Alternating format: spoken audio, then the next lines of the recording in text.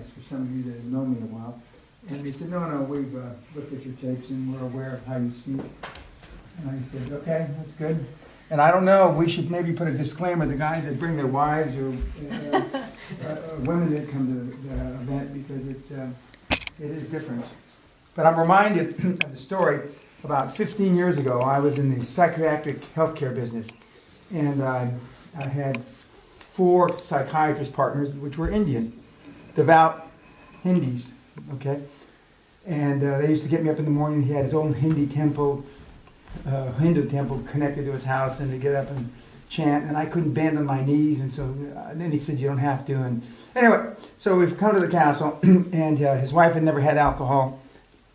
And he had never had alcohol, and it was an arranged marriage from when she was about 12 or 13, and he was 14 or so. And they'd been married about 20 years, 25 years. And so on graduation night, we all are dressed in the kilts, and we have champagne. And at the table, dinner table, they're all sitting around toasting. So he didn't have a champagne poured for him, but she did. And she held it all night. And then when we got up to the snooker room, in those days, we used to watch the sun come up, playing snooker, drinking, doing not so nice things. And he was playing snooker, and he was across the table like this, and he's going like this, and then, so when she knew he could see her, she goes to the champagne. She drinks about half the glass. Now, he almost, I thought he was going to have a collapse. And then I went to visit him about 9 months later, to visit one of our units. And she used to be his controller. She was his accountant. She was an accountant. And she was pleasantly plump, fat. And when she opened the door, this beautiful, vivacious, slim, trim, makeup, dynamite-looking female opened the door and gives me a big hug and says, hi, how do you like my new look? I said, who are you? And I thought maybe the daughter. And he says, I'm whatever her name was. And I said, I think it looks pretty damn good. What does he think about it? Well, he says he doesn't care, but the way he acts around me, he does care. That, there's a difference, in which I can just imagine what that difference was. And so we have a lot of experiences with wives and the females. Of course, you've been here before, Michelle. Some people think she's such a ball buster. She's not a woman, so we'll have to see, if she's gotten any more feminine since the last time she was here. But of course, we have priests. We let anybody come, almost anybody. And we've never had a nun, though. Although I probably could arrange it. Yeah, I could probably arrange a nun because we're close to several. But anyway, welcome. We're videoing this because ostensibly this is my last gig, and we want to memorialize it. I've already been offered $25,000 a copy for the film to sell it on the internet. 25, which I'm not going to sell one copy. It's going to go in the time capsule out there, and 1,000 years from now, when the aliens come down and pull it out. And they see your faces, and they say, no wonder this race died. They'll think, no wonder it's so fucked up. Are we going to get a copy? Fuck no. You're going to pay a lot more money than the coaching money you guys paid me to do this. The other thing I was reminded of, I have not raised the seminar price in about 15 years. And I hadn't really thought about it. Now that I'm stopping, but anyway, somebody reminded me of that. But it's not about the cost of the seminar, it's about what you learn here. And some of you have been back many times. Robert has been back, I know this is his 9th or 10th time. And he's still learning. And a few others of you have been up here more than once. Chip has been here twice in a year, less than a year. And so it'll be about the takeaway. Later on, Klaus Kleinfeld will be here, and I know at least one or two of you probably came because he's going to be here. And he's gotten all your resumes or CVs. He's looked at it all. He knows more about your business than you do. He's German, right?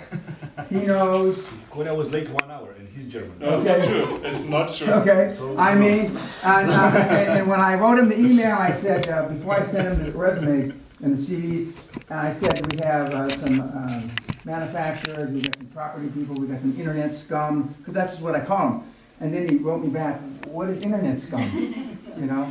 And then I said, there are people that... Entrepreneurs. Yeah, entrepreneurs are pretending to be building a publishing business, etc. And he says, oh, okay. And then I put down about a paragraph about each one of you, what I know about you in addition to your CV. And so it'll be interesting how he interfaces. I know how he's going to interface with the Germans, but I was just watching him on CNN. It was on 60 Minutes or something. 60 Minutes, yeah. And and Megan was with me, I think.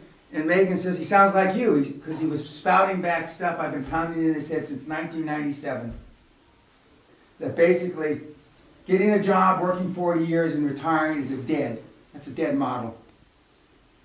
Your kids will have 6 or 7, not jobs, but careers in their lifetimes.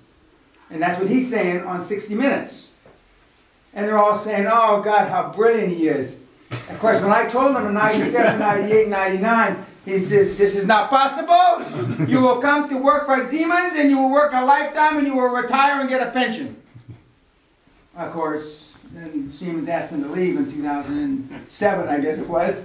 But we're going to have, and there's one other that's supposedly going to make it, a medical doctor from America, Dr. Ryan Zolit, and he's not here yet.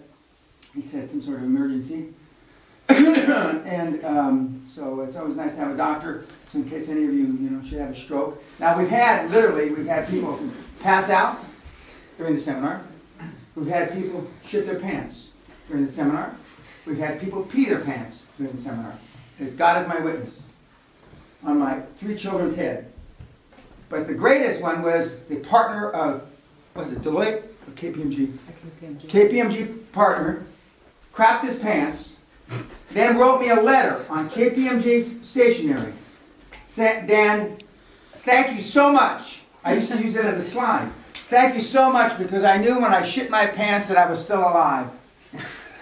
So I'm using this slide for about 4 or 5 years, and then we had a partner of Price Waterhouse and somebody said, and they said, Dan, we're not even with that firm, but it makes us all look bad. Can you stop using that slide? And I did stop using it, but I still remember.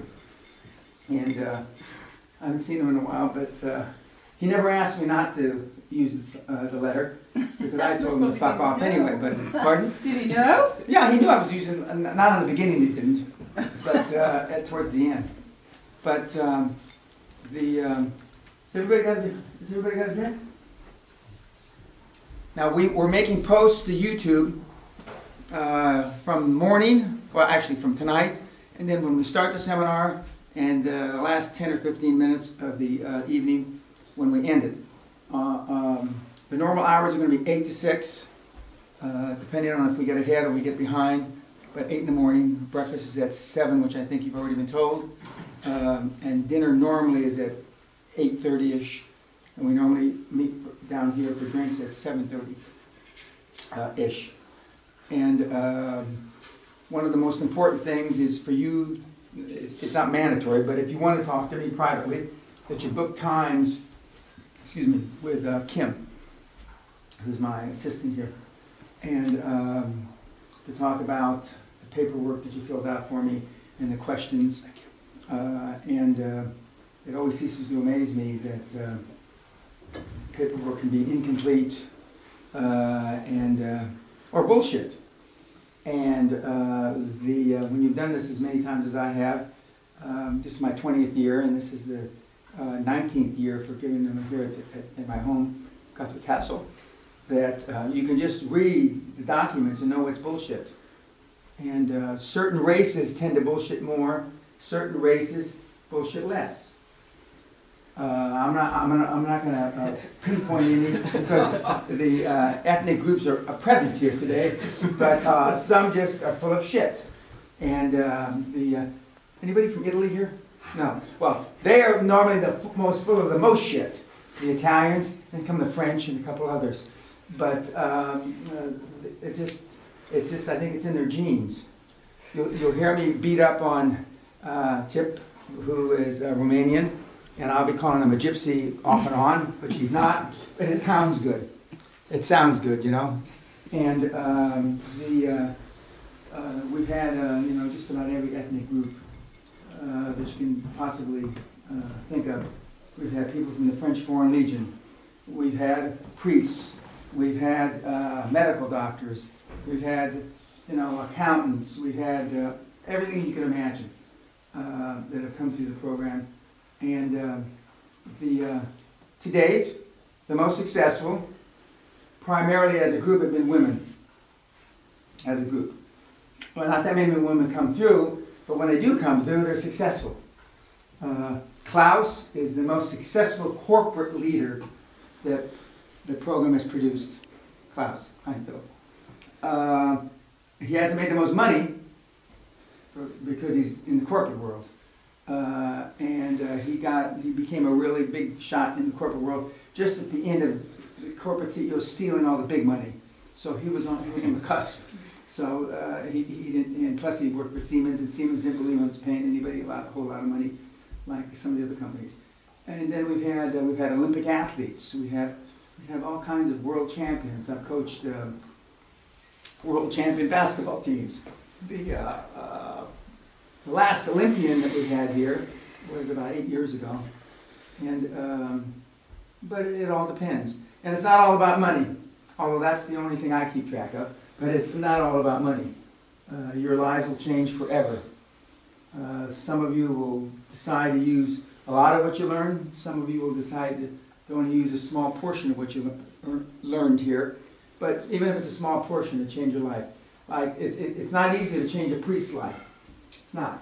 Plus, Father George is a slow learner, as we both know, and which will come out in the week-long seminar. And but he's back for another beating, and that takes balls, as Chip will attest to. Some people adhere to the beatings better than others. The Germans like being beat for the most part.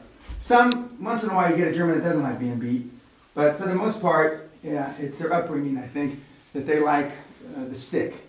And they came to the right place. They definitely came to the right place, because I know how to give the stick. Some people are, by the second or third day, you'll become more used to it.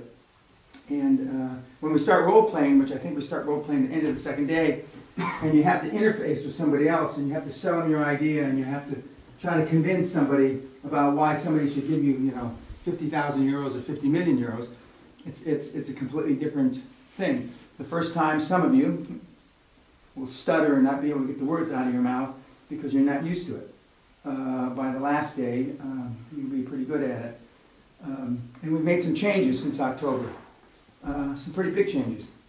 As I went back and I looked at what worked since October, just as I looked last October, what worked since May. And it's funny, some different things worked since October that either we didn't emphasize in seminars gone by, or I didn't emphasize it correctly. So I went back and I looked at it, and I was just making changes up until about an hour and a half ago. I changed the last slide about 90 minutes ago. And I lost the entire seminar twice today, because I forgot to save it. Is that what I did?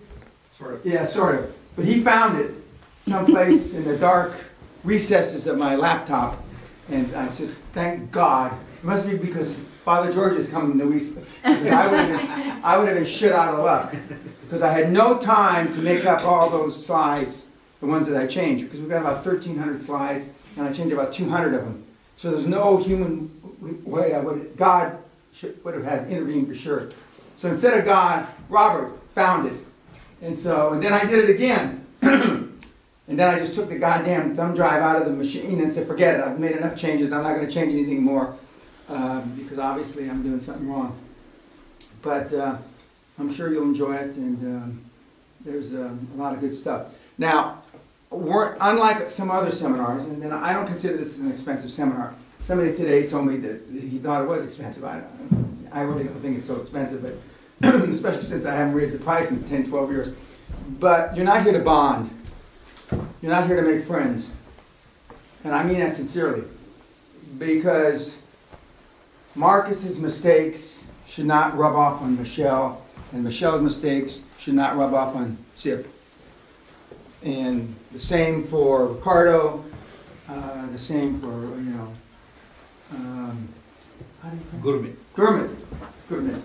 And but the tendency is, because when you start getting beat up and your nerve endings are sensitive, you want to cuddle like dogs in the cold. You want to cuddle together and, and look for sympathy. Because you won't get it from me. So you'll go off to somebody that, that I might have beat up. But that's not what you're here for. You're here to have those nerve endings opened up. You're here to suffer. And as Robert and I were discussing this morning or this afternoon, the difference between this experience and Tony Robbins, who I know well, and all these other guys, they sell you, for the most part, a happy experience, and it's easy. Well, real life has already taught you that it's not easy, and life isn't always happy. So I dwell on the bad times, because anybody can manage, even this Romanian gypsy can manage stuff in the good times when everything's going his way. But very few people can manage chaos. Very few people can manage when the fucking floor falls out. That's what my expertise is, and that's what I've done very successfully for a lot of years. And I've been in this home 29 years this August. And in fact, since I've lost a bunch of weight, I had this suit made by the Royal Family's tailor in 1986. I can still wear the clothes I had in 1986. Which, when you get 30 years old, we'll see if you can still wear the same clothes 30 years on. But we've been giving seminars here since 1994, and we've had some real successes. I also talk about the catastrophes we've had. I was going through my notes, and I'm going to show you something tomorrow or the next day. A guy was buying a 55,000 square foot house, one of my mentees, which is about as big as this castle, 55,000. 5,500 square meters. And he went straight in the toilet. I have had mentees that have bought me Rolls Royces as gifts. Went straight in the toilet. So we've had, and Robert, who's known me a long time, it's amazing how people fall off the rails. And they always fall off for a different reason. Their 14-year-old daughter got pregnant. Their 19-year-old son is gay, and even though I don't care that he's gay, but you really do care that he's gay. My father's got dementia. My mother was caught with a gardener. I mean, I can tell you, I can give you 1,000 million reasons why they fall off the rails. And I got even a few holy people that have fallen off the rails, which I don't think is right to share. Not this one, but I mean other holy people I know. I used to have a friend, a longtime friend, who was a Catholic priest, and he said, Dan, I'm not an angel. And I said, John, I know that. I've known you a long, long time. And he says, but either are you.